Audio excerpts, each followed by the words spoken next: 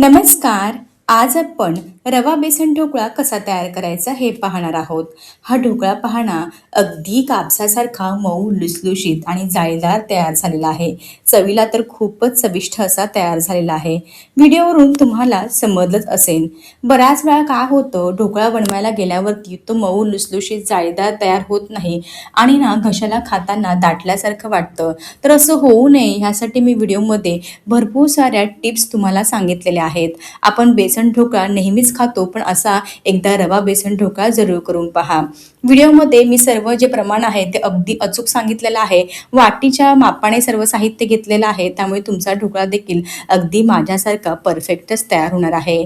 सकाळी घाई गडबडीमध्ये नाश्त्याला काय बनवायचं, संध्याकाळी रोज तेच ते जेवण खाऊन सुद्धा कंटाळा येतो.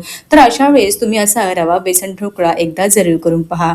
खूप छान तयार होतो. चला तर वेळ न घालवता रेसिपीला सुरुवात करूयात.